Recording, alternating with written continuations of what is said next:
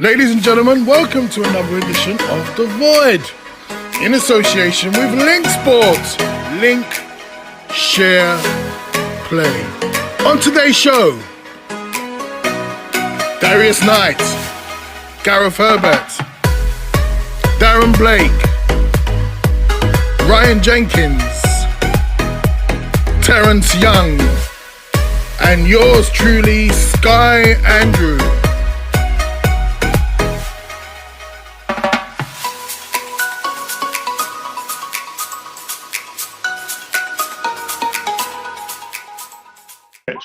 Jenkins. Yes.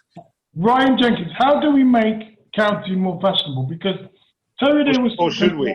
The financial side of things, yeah. But there's always a side of sport where there's some patriotism, where sports people take such pride in whether it's playing for your country, whether it's playing for your county. People take such pride in it, but they don't think about the money. So I want to ask Ryan Jenkins, what do we need to do with the county system to make it more interesting for all the top players to play? Pay the players. Well, I mean, all right. I've just been reading a few old mags from Table Tennis England, and I'm glad you said table tennis. and I can see you up in the attic. How old? And Bradley Billington was playing county, and all these players, top English players, were playing. I think it was just. You've got those mags in your house, Jigs? Yeah, I've kept them. My father keeps them. In the attic. Yeah, all the rankings. So, Sky, like, you must have played county when you play for Middlesex? Did everyone play at that time or not? Talking of mags, they put the table tennis mags on the top shelf these days, didn't they? I played for Essex, and I loved it because they changed it into weekends. So you'd go on a weekend and play, and then it will be a bit of a social as well. Yeah, thanks for asking, Ryan. Yeah, but so how then? How has it gone from being important to not being so important these days? What's a lot of the boys are negative about county, yeah, but everything is about how the people in the corridors of power project certain systems. Yeah. So, for instance, in Brazil, no one ever says that they're not going to play for the national team. That's because they take unbelievable pride. Whereas in other countries, players will go, do you know, I'm not playing national, I'm injured and I first like playing. So it is about how do you create that environment that everyone has that pride to play without chucking a load of money at it. So if we related to football, it'd be like, I'm not playing that friendly because, you know, my club, Manchester City, won't allow it, you know, and that's more important. Yeah, to be fair, football's a good example because academy, it's all about getting into the academies as a youngster, yeah, and playing for the clubs because obviously you see it on TV, Premier League. It's still quite a good achievement to play county football, but it's nothing the same. It's managed by volunteers and it's a totally different thing, you know. Well, if you're getting into academy football, you feel like you're getting to the top level. You know what I mean? So it is interesting. But like you say, guys, who's in charge and championing things, really, in all sport? Because you see, in my view, every sport needs something that is of passion to individuals. It can't just be about money. So it's about pride. How do you instill... Gareth Herbert, how do you instill pride in county table tennis? Yeah, I think it can be done. We just got to look at... I'm going to throw it left field a little bit here. You've got to look at the tournament schedule for starters, okay? Because there are competitions every single weekend. Yeah. So what you can do is free up some weekends and make county more prominent within the calendar. It becomes more important by default. Yeah. But it's also looking at then where you got, say, 4 stars or nationals. Can count. We talked about Grand Slams and stuff the other week. Can we give the county table tennis a bigger title? Or do we need to? That's what I'm talking about, yeah. but no one's asking me any questions. So I was going to say you left out Darius, Sky, again. People. I think what you've got to look at. Let's be honest. If we were all 16 years old, that's quite a good knock, yeah. I'd much rather knock with you guys at 16-year-olds to go and play county. So it is also still picking what you're trying to achieve. You're still about development, Blakey. Yeah. For me, it'd be much more about development. I'd much rather have a knock. But you might change it. I mean, Darius, is it from your end? Is the county still big, or would you have cities? You know, like cricket now, they're trying to come up with the 100, which is going to be like you play for London. Darius, before you answer, get lost, Blakey. Darius, tell me, Darius, don't listen to Blakey, yeah? Listen to me. Darius, you're the creative one here with all these dumbwits. How would you restructure the county situation to make it more interesting and make people have pride in playing for the county? Well, I think like one big issue is that the county is run by people that are not professional. So I think if table tennis England took that control of, making someone's job, making it really, really important. Because look, I would love to play county for Surrey and go head to head with Paul Drinkle from Cleveland. Absolutely. I would love to do that, but at the same time, the county's got to give. So for me, is that if I'm a young table tennis player and I'm 18, 19, the county's got a lot of access to schools and other things, what's going on as well. So the county's got to give you something to then take something. I mean, I played for Surrey, and I said to them recently, look, I'm only going to play if you're going to have the best players. Me, otherwise I'm not going to play and I'm going to lose. That's not what I do. So I mean, I think one is that making it a high rating tournament like the Nationals. Okay, you're going to get people wanting to come there.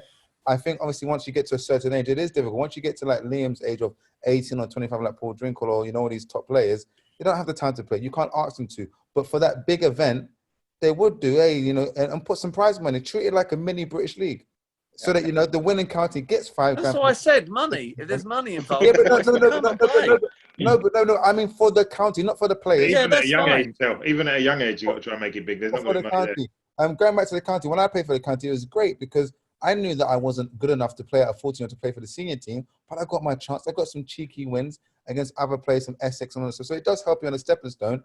But obviously, once you start playing for a club abroad on the weekends, it becomes very difficult. But like I said, they've got to schedule that county stuff in, because I think they play like 2 or 3 matches in a day, Saturday and Sunday. So they could easily choose 3 weekends in the year where, or 4 kind of thing, where it gets knocked out. But it's one of ETTA's, Table Tennis England's big thing to push because I think it's magical. I think it is. Can't you do it where you make that you insist that the top players have got to play 2 weekends out of the. Yeah. Obviously, you've got to schedule the tournaments, but maybe the governing body, that Table Tennis England, can make it that you have to play for your county at least 2 weekends out of the 4.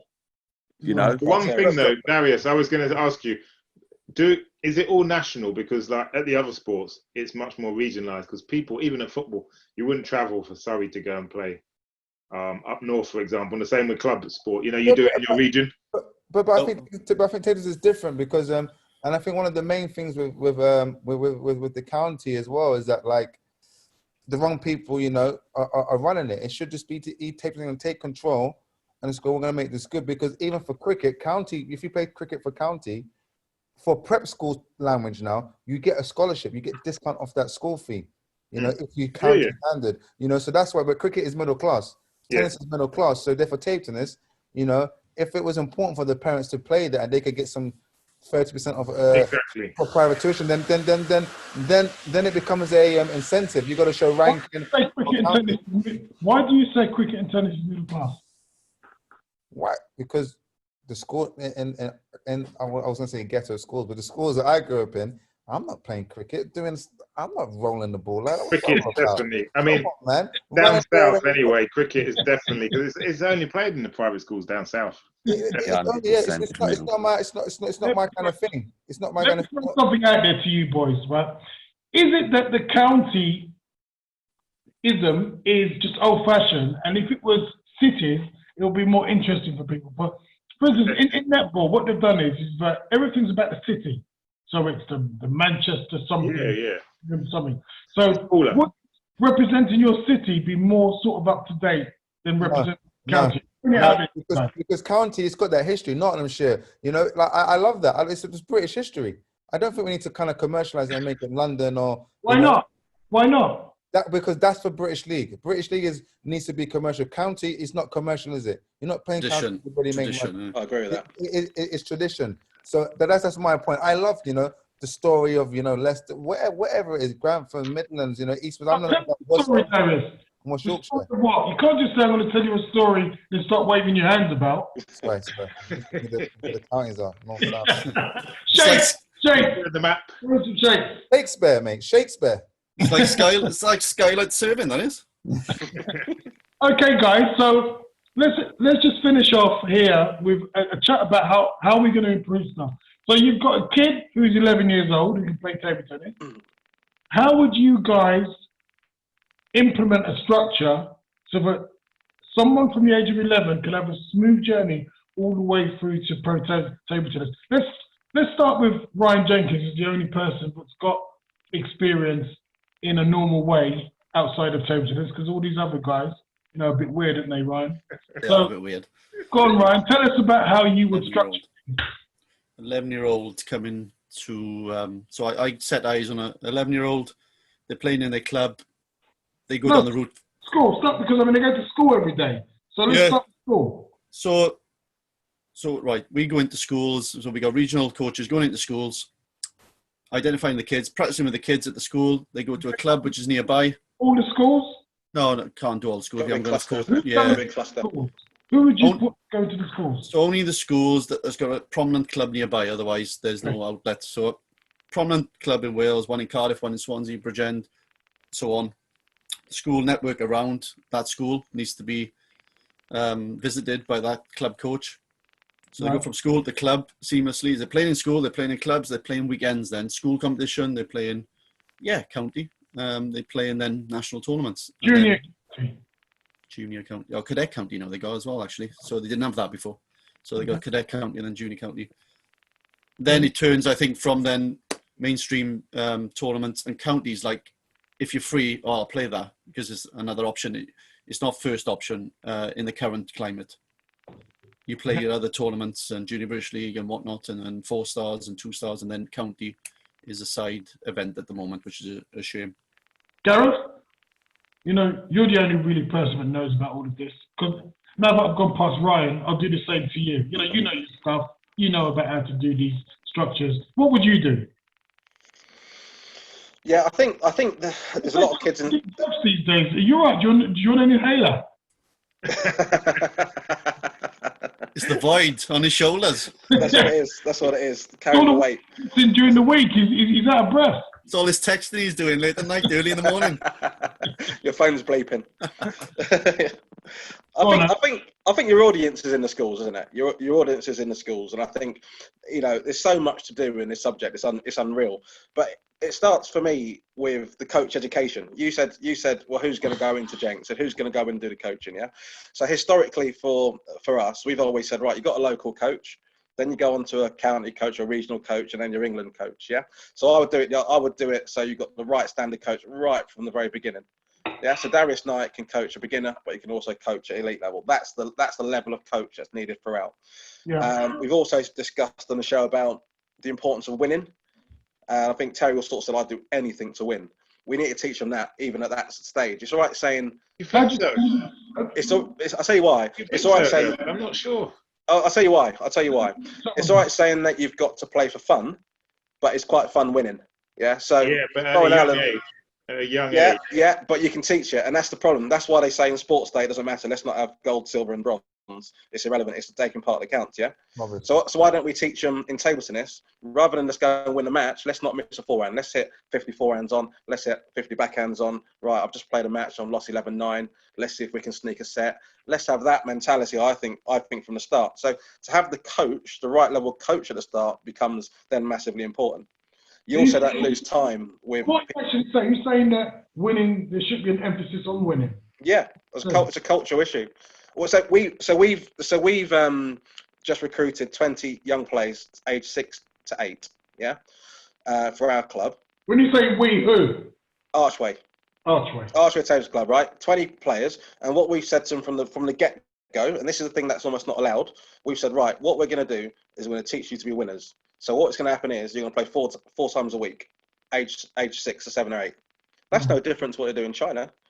You know, yeah, but you don't have to play 4 days a week to win. You have to play but it makes a difference. It makes a difference. So if you used to play once a week for 4 years, or four times a week for 4 years, the development's quite obvious.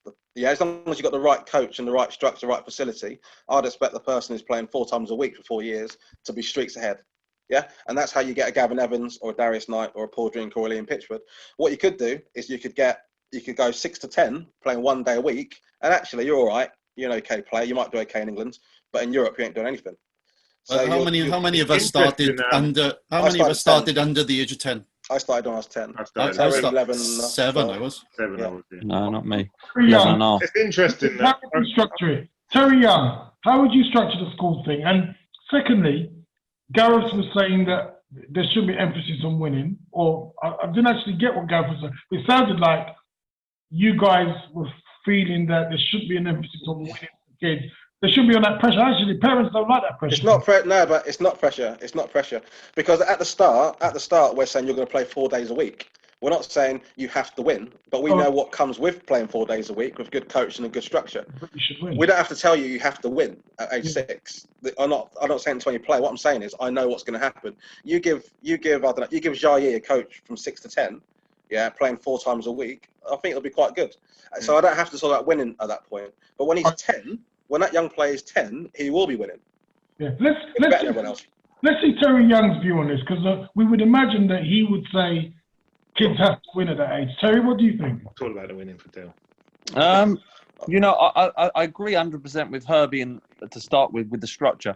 I think what we lack is knowledge in coaching, and I think what the Table Tennis England need to focus on as well is having a head of coaching and arranging meetings once every couple of months, talking about techniques, watching the other countries, and conferences where all the coaches from different regions go and discuss the new techniques, different ways, whether it's equipment, whether it's a new way that the Chinese are playing, or a training technique, or working on physical.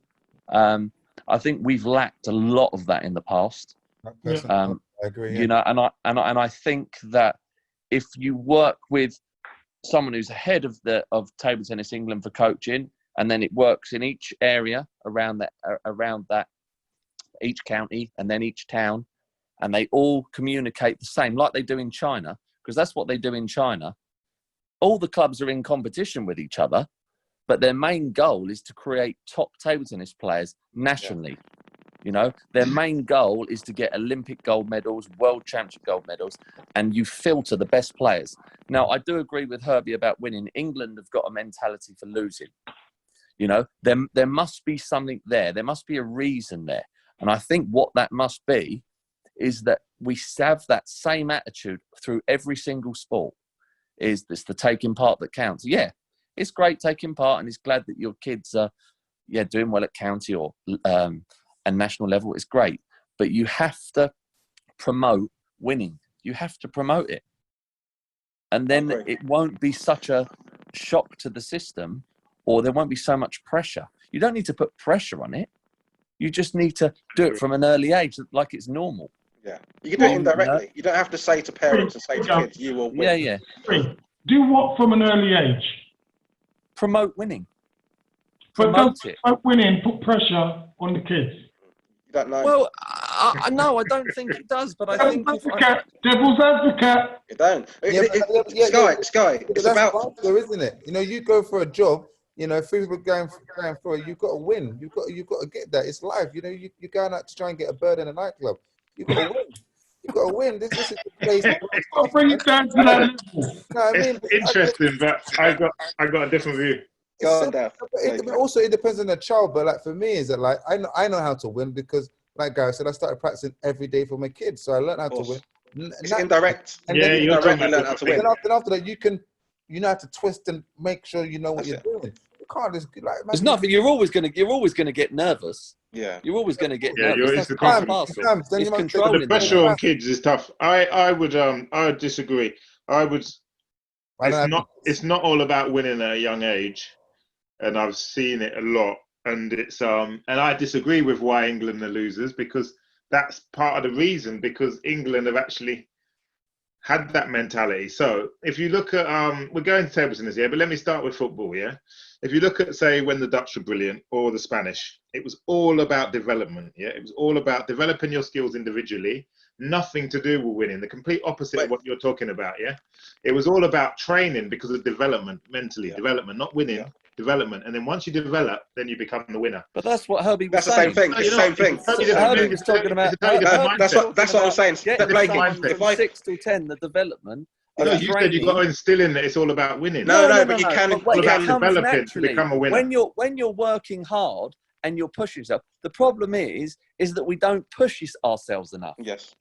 That is the problem. You're talking about a different thing now, boys. You're talking about a different thing. No. But it's not about winning. So it's not about winning. It's about developing your skill set at a young age, yeah? So you win. It's indirect. Indirectly, you're teaching how to be a winner. In the end, the winner, yeah. But you that's what I'm trying to say. But that's it's my all point. about winning. Because what happens is, you end up playing to win from a young age, and you get caught up when you get older, yeah? So if you look at, say, English football, you'll look at 11-year-olds who are pass. The coaches on the sideline saying, possible, not letting these individuals develop their skill set, yeah? And then they win at that age, for sure. But then you've got the kid who comes in at 17 who's all been about the skills, and they're the ones who become the top players, and they're the ones who become the winners in the end. So Herbie's right about you've got to teach them to do 14. It's just that mentality of not saying you have to be a winner. No, you don't. You've got a team with 11, Blakey. How many people are skillful enough to start? There's not many. If you look at a team of 11, even when England had, England's probably a terrible example, but if you look at... No, England's a good example, because that DNA of the players who are coming through now, we're fucking none of all been brought up really that way, skillful. And that's why they're so good. Huh? I got a different point of view. I got a point of view, right? No, the England front three football is amazing now, yeah? Because of the way they're not really skillful. Not like the guys. They are skillful. But Blakey, I actually do agree with you, but I think you made the same point in a different way. Yeah, you just got to be careful with the winning, mind. That's what I'm trying to say. But you don't have to say to them, "You must win." You teach them to win, but you teach them to win by technical development. So if I've got a 6-year-old, I teach them good technique, and they will win when they're 10. I don't say you must win. They're going to win because they've got the right development. I think you got two types of players. You got the ones who are good at it, naturally, and the ones who love it. And if you can get those both at the same time, which many of us have had, then you're on to a winner. And that doesn't happen too often, and that's the problem. The ones that are good at it, they're only good at it for a certain period. Yeah, and then when they phase out when it gets they start getting beaten and they have challenges and they can't cope with it and they fade away. The ones who love it, quite often not the best. They're the characters that will play, but they can't develop. They toss spin and they just can't make the grid. You get both at the same time, which was my experience. I was good at it. I was able to listen to coaching, implement it quite quickly, enjoy improving, enjoy winning, and love it. And I think that's where you've got the right. It's being the best, isn't it? It's being the best to lead what you do, for sure. Interesting conversation. What I want to go on to now. He left Darius again, eh? Developed in this way. Darius, he wants to host it. I'm not going to allow him. So you guys are talking about developing technique. How important is it to develop mental toughness? And winning. Mental toughness comes with winning and good technique. For sure. It comes with losing as well, but it's But you lose confidence from losing, don't you? I think it's the coaching words you use and the phrases. It's like, it's all right to lose, but play the right way and go for your shots when it matters. Exactly. And don't be afraid to play the big shots and lose. That's fine. But let's try and do this next time. Let's think about this next time. And 2 weeks ago, I said about no coaching. And there should be no coaching because there should be, go on, have a go. Work it out for yourself. I'll speak to you later on. I'll take a video and I can show you. And that's what it's about. And it's the phrases coaches use. And it's very often the wrong phrases. And I've been around so many coaches. Great point, Ryan. Great point. Let's look at that, right? Let's have a little bit of an insight into each of you and say, did you learn anything mentally? Did any coaches at school or clubs say anything to you that made you mentally stronger? Because at the end of the day, kids don't change. A 14-year-old who's tough mentally normally is going to go through his career and be tough. And mental state of mind, mental stuff in the bank is not something you can necessarily teach kids. Some kids have that mental toughness and some don't. So how do you teach a kid mental toughness? You can't say, oh, do you know what? That kid, if he practices every day, he's going to be mentally tough, because that ain't right. Well, the way the Chinese do it, they filter it. So the Chinese, what they do is they have they all train. The clubs train the same. That's what I said about the coaching structure. From the national team all the way down, they talk to all the coaches around the country, and what they do is they have competitions, local, regional, and what they do is how they get the best players in the world is they filter the winners from each area, and the ones who are tough, who are winning, and they use the other ones as practice partners. Now, but Terry, you said a good point. You said earlier about people that push themselves enough. And one of the ways to see mental toughness in a kid are the ones that are willing to push themselves more. In China, you have no choice but to push hard. You have no choice. How many Chinese players have you played over the years? In the UK. Mate, I've been to China more times. Yeah, how many Chinese players have you played over the years that haven't been mentally tough? That have folded because they can't cope with it. Yeah, there's loads of good players in China. Of course there is. By default, there's so many players play. There's so many players that haven't got it either. And they haven't got the match skills that you would expect from a Chinese system. You know, they can't take the serves. They lose focus. They get very nervous. No, and obviously there's a lot as well that don't make the grade. There's so many Chinese players. By default, the thing is the Chinese players are under more pressure than everyone else because when they go to the tournaments, they are expected to win. I played a guy in the last 16 of the Finnish Open, and I think he was ranked 49 in the world, and he was ranked 51 in China. And I beat him, and I never saw him again. That was him gone. I don't think he ever turned up. I think he might have played the Swedish Open. And when you were out there, Darius, when you were there, you must have played loads that folded as well because they didn't have the beans to go all the way. I think it's important in kids to see mental toughness. And when I started as an agent, I used to look at kids playing football and think, oh my God, that kid's so good. But talent is an overrated attribute. The most talented people don't necessarily make it. It's just the ones that are mentally strong enough and the ones that are determined and the ones that keep winning their battles. One of the things you can instill in kids is that if they win their battles, you've got a chance.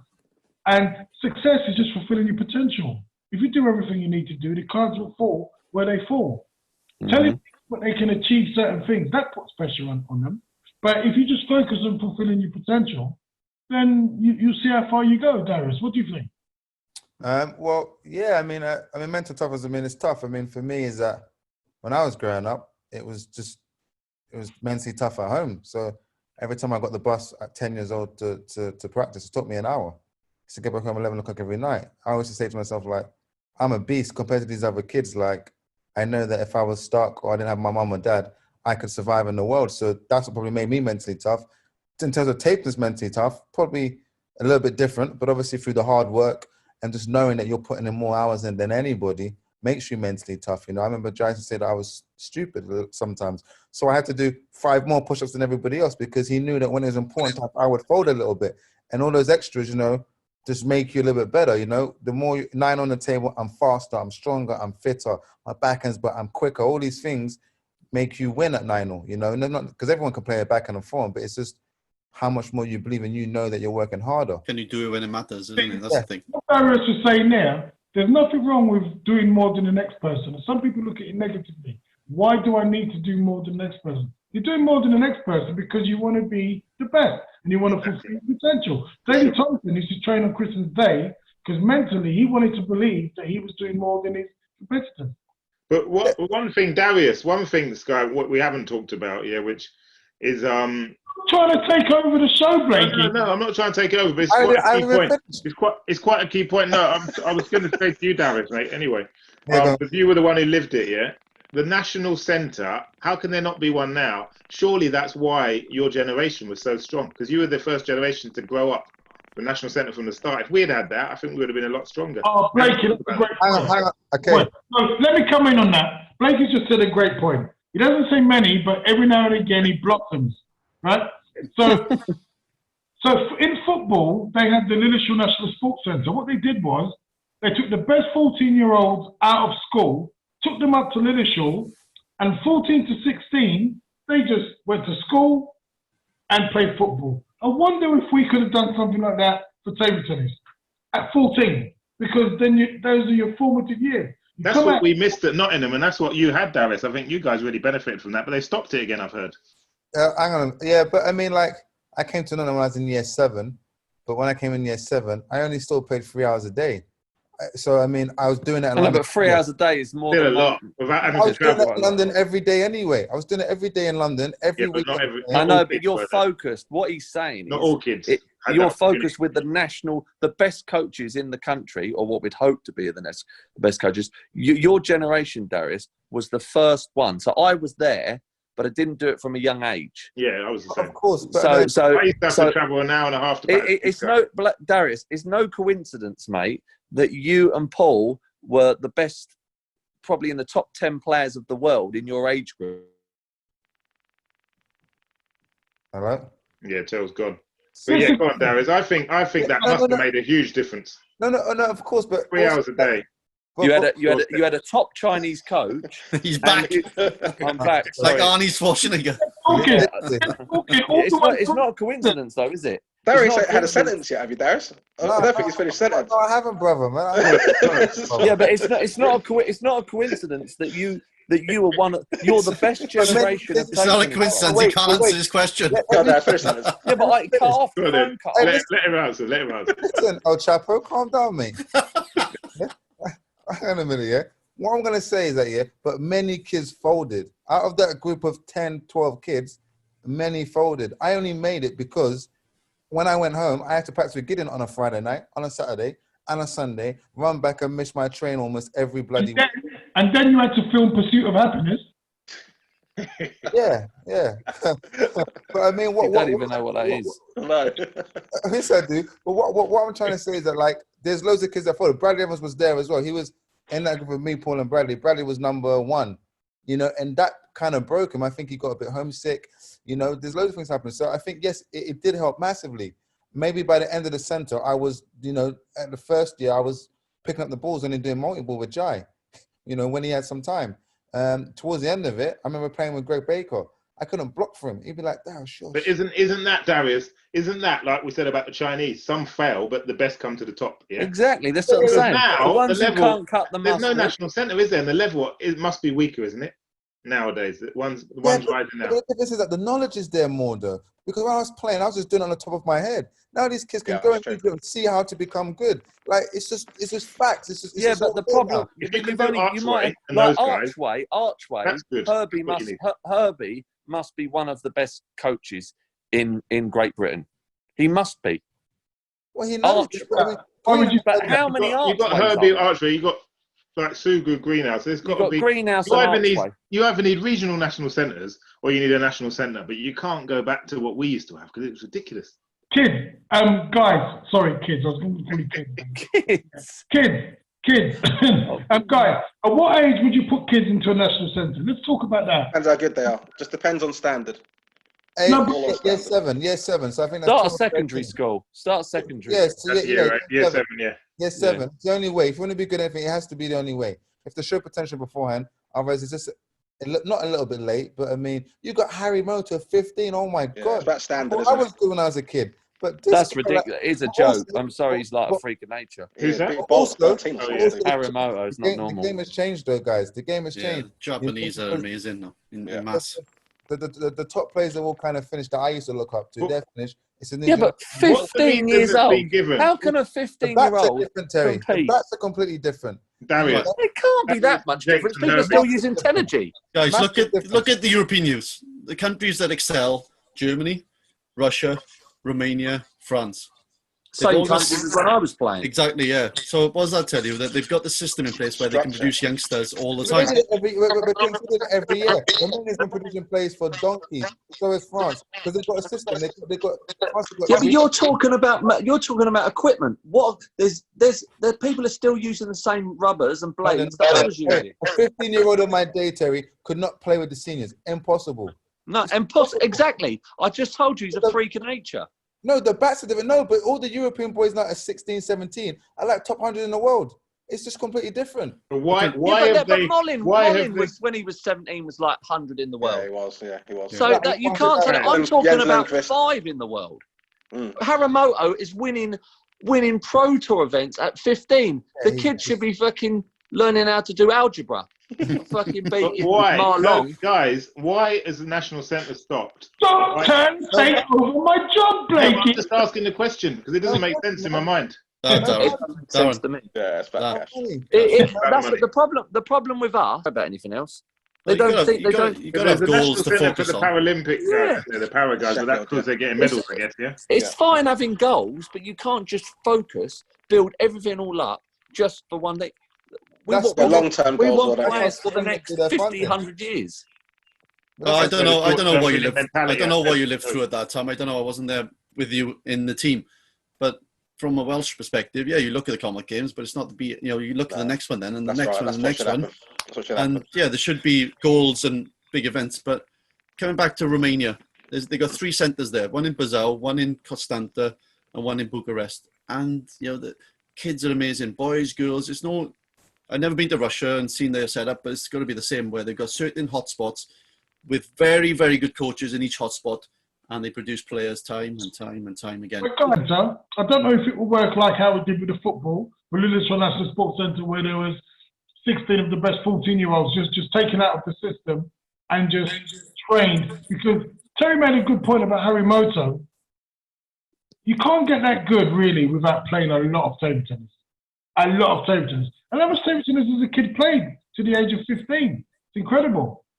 I mean, it's ridiculous.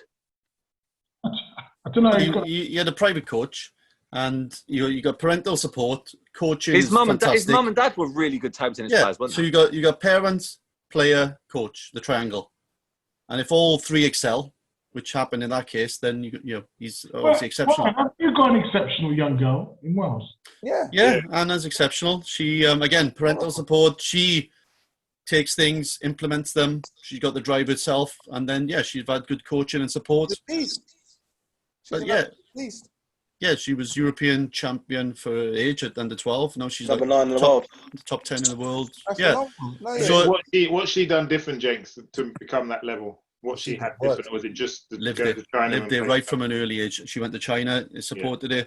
We've exposed her to a lot of tournaments. It's not rocket science, is it? Exposure to world table tennis very early. So what age did she start, Ryan? Well, exposure, I don't know, 8, 9. Seriously, she might have dipped in a little bit before that, but seriously, 8, 9. Sorry? Top 10 in the world. She's number 9 in the world. So, cadets. Yeah, she's still. They just turned 14 last week. Yeah, she got a couple of years left, but exposure to big events, so you feel comfortable. Like, remember our first tournament? We were nervous. We didn't know what was happening. You've got to get used to that feeling, and you've got to then look at the next step, right? She wants to play Champions League pretty soon. Yeah, get up there, quick, be involved, and that happens at school, and then club, and then county, and then national. You've got to make those steps and feel comfortable and enjoy those steps one by one. So elite mentality, isn't it? Yes. So, it shouldn't phase you. And some people just jump them quicker than others, and just. I loved it. I loved it when I was exposed. I loved it. I went back for. I remember playing one European years. Got my ass kicked in the last 64. Cried my eyes out, and I just was like, I love it. You came back for more, didn't you? Pretty quick. The next year, I think we got to the finals of the team event, and then singles. I lost in the last 6 in the quarterfinals. The next year, final. I loved it. I just was hungry for that tournament, and and you just go back. But some kids, like you said, they get shy. They don't like it. So it's not for everybody. That winning thing is not for everybody. And I think that's like getting the best jobs in the world, being the best lawyer. It's not, you got to be a bit special in the brain. I think something that just changes at a young age, and then you just go forward. Paul, I hope you've enjoyed the session. We've got some characters, as you can see. We're going to finish off with a bit of fun. I'm going to ask each of the guys to name someone who was a bit of a character in the game and tell us a very short story if you can. Or not even tell us a story, just tell us who it is, because they'll probably get embarrassed hearing what people are talking about them. So if we go to Darren Blake first. Darren, who's your character that you've seen in the game, and is there a little tale you can tell us about that person? Out of the British guys, there's quite a few, but I'll probably go for Andrew Eden. I don't know how many people remember him, but international table tennis player, a bit older than me. Used to have pimples on the backhand. Used to play at real good level, but just crazy on the table. Used to go, and I remember playing international tournament where he just had the whole crowd going, winding up the player, walking around the table, looking at him in his face. Absolute nutcase, but just great for the game. You know, his personal life. We wouldn't go into all the detail now, but it was like a bloody soap story. You know, with from who he met as his lady to all the way through. But from a table tennis character, amazing character. And Terry, who's your character? I mean, I know Eden really well, and I played in the England team with him. So I'll leave him out because he's definitely up there. Please. I would probably say Ryan Owen is more, maybe not so much on the table. I mean, he was a character on the table and a bit wild, but more of the off the court stuff that I had the privilege of being, kind of part of. So. Just known as Ryan Owen. Welsh. Yeah, Welshie. He's a bit of a wild one. Ryan will be watching. He'll be loving that. He'll be watching the show. He'll be loving he was loving the fact that Joe was getting on Facebook when he. Oh, I absolutely loved it. Mate, if I could, this show wouldn't. 18 wouldn't be old enough if I could tell you the stories that he got up to. Gareth Herbert, who's your character? I'll go for someone a bit different then. I'll go Chris Sladden. Only because he's not been mentioned. I would have said Terry because he's just number one, but Chris Sladden, because I'll tell you why. Because he was obviously a good player. He was a good player, but the way he spoke, you'd have thought he was Waldner or something. You know, it was a joke. Yeah, you just got to do it. Go backhand, just punt down the line. You know, the way he talked, you thought he'd just be a champion for sure. I coached him, didn't I? So I would coach him at National League. And then all the others looked a little bit nervous. And Chris Sladden would just walk over and he'll go to me, I know exactly what I need to do. I said, well, so arrogant. Tonight, who's your character? Gavin Rumgate. Yeah, Rumgate in there. I had the privilege of living with him a little bit in Sheffield.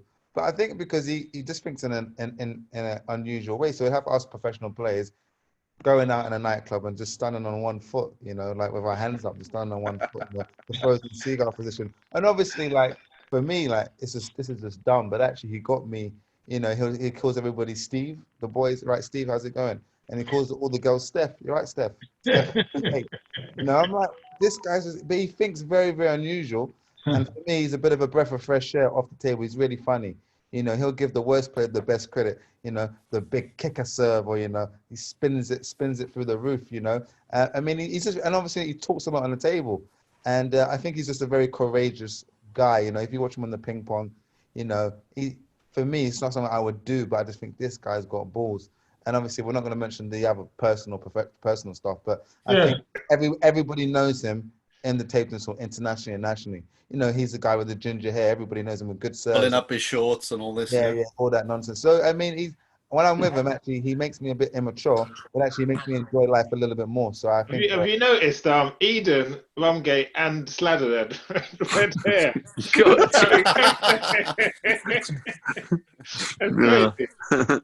Ryan Jenkins, who's your character? There's so many, isn't there? I could have had Terry, Ryan Owen, Andrew Eden.